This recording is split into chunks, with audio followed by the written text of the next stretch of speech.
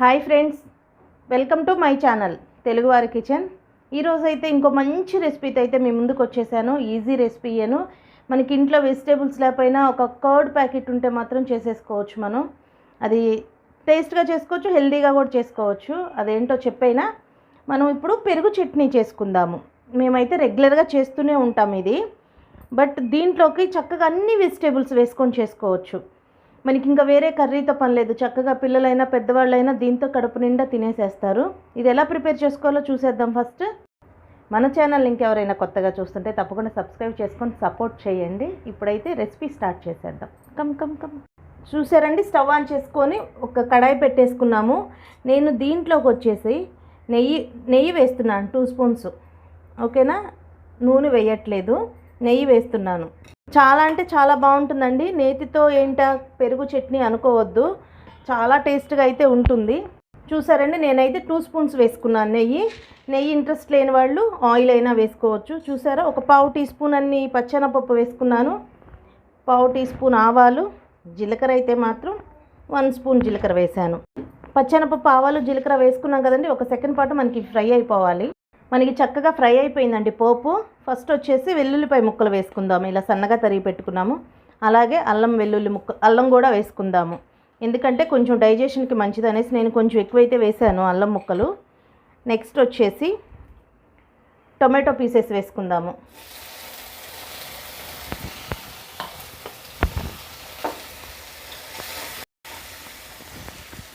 టమాటా అనేది మనకి కొంచెం మగ్గిన తర్వాత మిగతా ఏం యాడ్ చేసుకోవాలో చూపిస్తానండి మీకు. ఎందుకంటే అన్ని ముక్కలతో కలిపి వేసేస్తే టమాటా అనేది మగ్గదు, మనకి కొంచెం ఇలాగే ఉంటుంది. చక్కగా మనకి టమాటాలు అయితే మగ్గిపోయినాయండి. టమాటాలు మగ్గిన తర్వాత సన్నగా తరిగి పెట్టుకున్న క్యాప్సికము, సన్నగా తరిగి పెట్టుకున్న పచ్చిమిరపకాయ ముక్కలు, నెక్స్ట్ వచ్చేసి క్యాబేజీ, అలాగే ఉల్లిపాయ ముక్కలు, అలాగే క్యారెట్లు. చూసారా ఎంత హెల్దీ ఫుడ్. కర్రీ లేకపోయినా ఇలా అన్ని ముక్కలతో చేసుకున్నామంటే సూపర్ టేస్ట్. మనం ఆయిల్ వేసుకోలేదు, చక్కగా వెజిటేబుల్స్ 2 స్పూన్స్ నెయ్యితోనే ఈ కర్రీ అనేది మనం ప్రిపేర్ చేసేసుకుంటున్నాము. ఇప్పుడు చక్కగా ఫ్రై చేసేసుకుందాము. మాకైతే ఈ రెసిపీ చాలా ఇష్టం అండి, మా ఇంట్లో అందరూ చాలా ఇష్టంగా తింటారు. కొంచెం సాల్ట్ యాడ్ చేసుకుందాము, మనకి ముక్కలు త్వరగా మగ్గుతాయి. అందులో నుంచి కొంచెం వాటర్ అనేది రిలీజ్ అవుతుంది కదా మనకి, క్యాబేజీ కానీ టమాటోలో నుంచి కానీ ఉల్లిపాయలో నుంచి. కొంచెం రుచికి ఈ ముక్కలకు సరిపడా సాల్ట్ వేసేసుకున్నామంటే మనకి పెరుగులోకి కూడా సరిపోతుంది. ఇప్పుడు ఫ్రై చేసుకుందాము. మనకి ముక్కలు కొంచెం మగ్గే వరకు ఫ్రై చేసుకుందాము. మనకి చక్కగా ముక్కలన్నీ 50% కుక్ అయినాయండి. ఇప్పుడు కొంచెం పసుపు వేసుకుందాము, ఒక 1/2 టీ స్పూన్ పసుపు వేసుకుందాము. అలాగే 1/2 టీ స్పూన్ కారం వేసుకుందాం, ఎందుకంటే పచ్చిమిరపకాయ ముక్కలు వేసుకున్నాము, మనకి స్పైసీ సరిపోతుంది. అలాగే 1/2 టీ స్పూన్ జీలకర్ర పౌడర్ వేసుకుందాము. వేసుకొని మరో 5 నిమిషాల పాటు చక్కగా ఫ్రై చేసుకుందాము. చూసారండి, మనకి ముక్కలు ఫ్రై అయ్యే లోపల మీకు ఒక స్మాల్ టిప్ అయితే చెప్పేస్తాను, అందరికీ యూజ్ అవుతుందనే అనుకుంటున్నాను. ఎందుకంటే మనం వెజిటేబుల్స్ కర్రీస్ చేసేటప్పుడు ఎక్కువ వెజిటేబుల్స్ తీసుకున్నప్పుడు ఆనియన్ అనేది తక్కువ క్వాంటిటీలో తీసుకోండి. కొన్నిట్లో వేసుకుంటే రుచి ఉల్లిపాయ తగ్గించుకుంటే హెల్త్కి మంచిది. ఎందుకంటే కొంచెం ఉల్లిపాయ ఎక్కువ తినటం వల్ల కూడా గ్యాస్ ఫామ్ అనేది అవుతుంది. ఈ విషయం తెలియకపోవచ్చు, బట్ ఇంట్లో నేను ఉల్లిపాయలు ఎక్కువే వాడతాను. అప్పుడప్పుడు వేసుకోకూడదని తగ్గిస్తూ ఉంటాను, బట్ నేను ఉల్లిపాయ ఎక్కువ వాడుతూ ఉంటాను. నాకు తెలిసిన ఈ టిప్పు మీకు యూజ్ అవుతుందని అనుకుంటున్నాను. ఇప్పుడైతే మనకి చూసేద్దాం, మనకి ఫ్రై అయిపోయినాయేమో. చూసారండి, మనకి చక్కగా అయితే ఫ్రై అయిపోయినాయి. 2 స్పూన్స్ నెయ్యితో మనకి రెడీ అయిపోయింది. ఇప్పుడు వేసేసుకుందాం. చూసారండి, నేనైతే 500 గ్రామ్స్ పెరుగు అయితే తీసుకున్నాను. కొంచెం సాల్ట్ వేస్తున్నాను, లైట్గానే పడుతుందండి, చూసుకొని వేసుకోండి. ఎందుకంటే మనం వెజిటేబుల్స్లో కూడా వేసుకున్నాం కాబట్టి.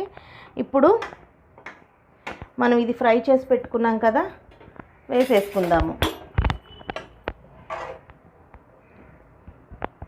పెరుగు నెయ్యి కాంబినేషన్ బాగుంటుందండి మనకి ఫ్రై. ఆ ఫ్లేవర్ అనేది టేస్ట్ కొంచెం అటు ఇటు అయినా సరే రుచి మాత్రం చాలా బాగుంటుంది. ఇలా పిల్లలకి ఇంట్లో ఎవరైనా పెద్దవాళ్ళు ఉన్నా సరే ఇలా కమ్మగా ఉంటుంది.